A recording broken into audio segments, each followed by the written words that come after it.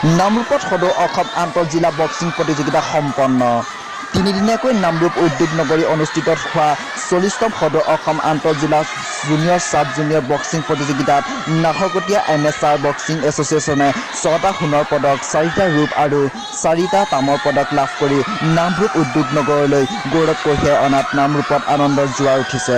মৌচম গগৈ, বিলিয়াম কুৰ্মী, মাম্পি গগৈ, অশ্লেষা গগৈ, অৰ্চনা সোণোৱাল আৰু পপি গগৈয়ে লাভ কৰিলে সোণৰ পদক।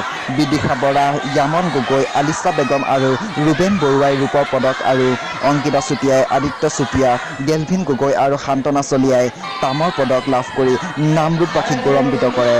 তিনিদিনীয়াকৈ অনুষ্ঠিত এই প্ৰতিযোগিতাত পুৱা অসম এমেচাৰ বক্সিং এছ'চিয়েশ্যনৰ সম্পাদক সঞ্জীৱ সন্দিকৈ, নাহৰকটীয়া এমেচাৰ বক্সিং এছ'চিয়েশ্যনৰ সম্পাদক ডক্টৰ অজয় বৰুৱা আৰু উদযাপন সমিতিৰ সভাপতি মীনাৰাম চিটিয়ে পতাকা উত্তোলন কৰে। উল্লেখযোগ্য যে অসম এমেচাৰ বক্সিং এছ'চিয়েশ্যনৰ তত্বাৱধানত আৰু নাহৰকটীয়া এমেচাৰ বক্সিং এছ'চিয়েশ্যনৰ উদ্যোগত অনুষ্ঠিত প্ৰতিযোগিতাত ৰাজ্যৰ কেইবাখনো জিলাই অংশগ্ৰহণ কৰে। নামৰূপৰ পৰা সমীৰণ বৰুৱাৰ ৰিপৰ্ট, দৈনিক গণবাৰ্তা।